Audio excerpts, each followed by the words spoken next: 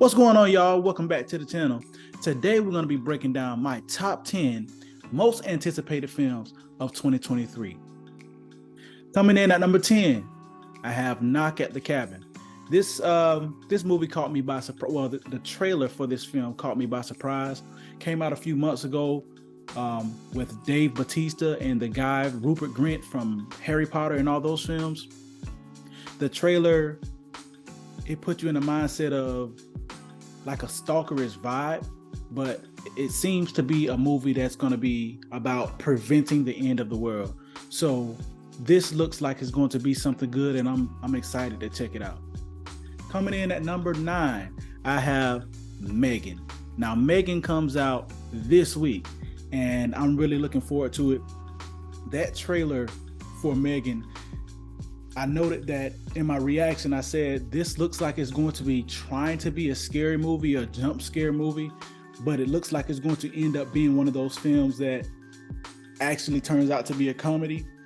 And I'm mainly excited to see what the film actually will turn out to be. So I'm really excited for Megan. The trailers, man, she's been dancing and doing all the weird type of movements. It's really had me on the edge, and I'm glad that it's releasing this week. Coming in at number 8, I have Super Mario Bros.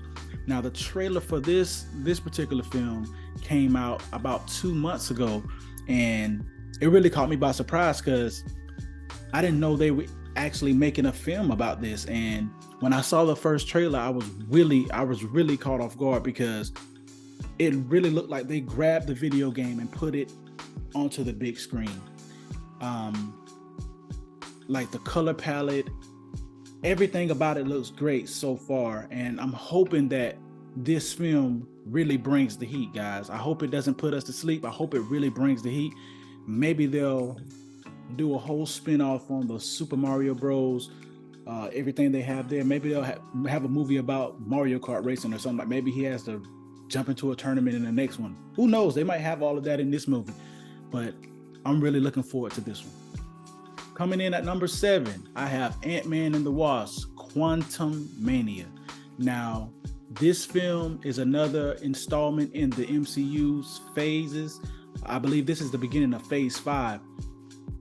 Phase 4 was a bit lackluster, and I'm hoping that Ant-Man and the Wasp gives us that punch to kick things off in Phase 5. I hope it brings back that Marvel feel, because Marvel has been up and down for the last few films.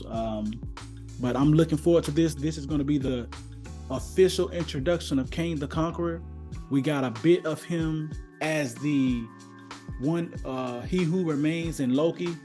We didn't really go as far as we wanted to, but I'm really looking forward to this, and I'm hoping that it definitely brings the heat.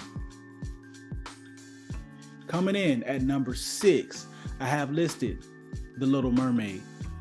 The first trailer for this film was released at D23, and I really liked it. The color palette, we didn't get much of what's going to be going on. I don't know if this is going to be like a complete copy and paste from the original film, or if this is going to take bits and pieces from the original film and go its own way. But I'm really looking forward to this because, man, the color palette, the way the water looks in the film, it was really outstanding. It really caught my eye. And as a kid, I was a big fan of The Little Mermaid, man. I had little cousins, girl cousins, and little sisters that watched those things, but I watched them as well. And, you know, it's part of my childhood. So this is like a little nostalgia boost for me. And I'm really looking forward to it. Halle Bailey, I hope she knocks it out of the park, because she got a lot of hate for this trailer. And I'm hoping that this movie does bring the heat.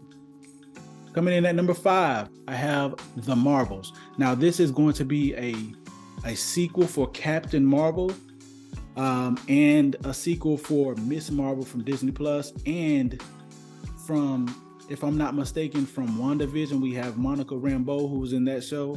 So they're all getting their own sequel, and they're gonna continue their story that way. And I'm really looking forward to it. We haven't gotten a trailer yet, and that's what's really surprising. So I'm guessing now that we're in the new calendar year, I'm guessing we're going to get a trailer for The Marvels pretty soon. I think there's going to be a lot of animosity between Carol Danvers and Monica. And with the last place we saw, I forget the young lady's name from Miss Marvel, but the last we saw her, she switched places with Captain Marvel. So I'm really looking forward to this one. Coming in at number 4, I have Aquaman and the Lost Kingdom. Man, the first Aquaman was awesome. I mean, it was a sleeper for me because during that time, DC was kind of up and down. You know, you guys know I really love Man of Steel. Batman v Superman didn't do it for me. Then the Suicide Squad didn't do it for me. And there's a whole slew of bad movies. Then we had Wonder Woman that was good. But we had in 2018, I think one of the best movies in the past DC. You know, DC's changing now. Aquaman was awesome, man. The color palette of the film, it was a fun overall film, and I'm looking forward. Hopefully that continues in this next installment. Coming in at number 3, I have Guardians of the Galaxy 3. This is James Gunn's last Guardians film. You know, we all know he's moving over to DC, and he's going to be the Kevin Feige of DC. He's going to be the head over there, and I'm excited for what he's going to be bringing over there. But I'm also excited to see what he's going to do in Guardians of the Galaxy 3. A lot of people saying that Rocket is going to die, and I'm hoping that's not the case. But James has also been saying this is the last iteration of this set of Guardians. So I'm interested to see how things are going to go. Is Peter going to die? Is he going to continue on? Is Drax going to die? What's the status with him and Gamora? With Peter and Gamora? What's going to happen?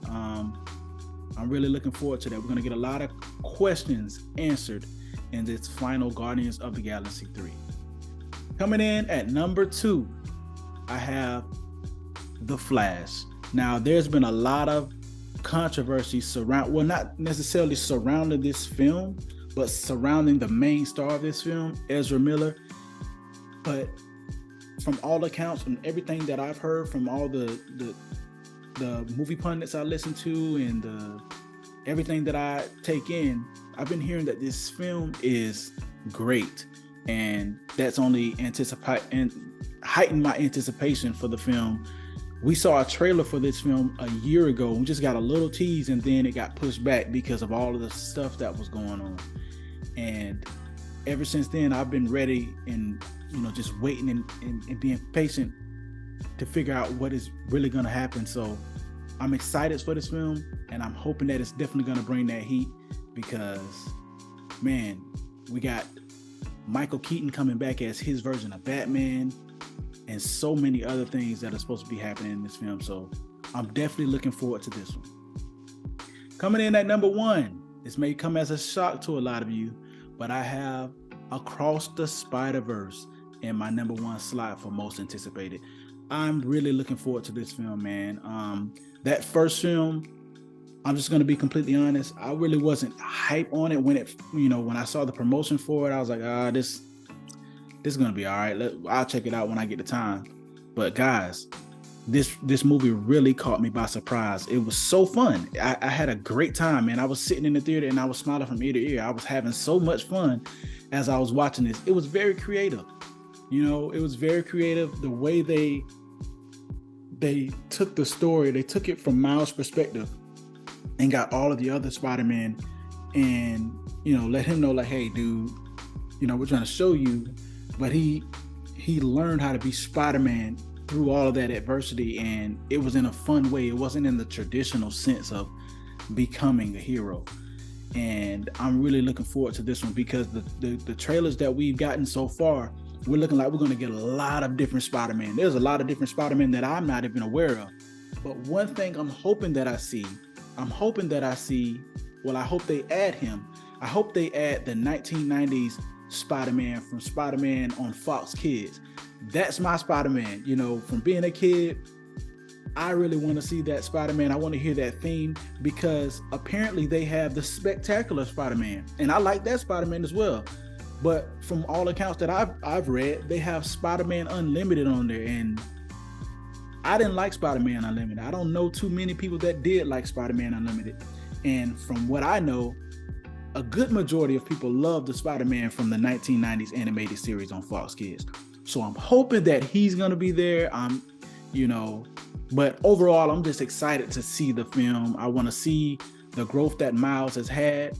I want to see the team get back together, and I'm just ecstatic for the film overall. So those are my most anticipated films of 2023. What are yours? Drop your list in the comment section and let me know what you're anticipated for. If you enjoyed this video, make sure you hit the like button, subscribe, and share.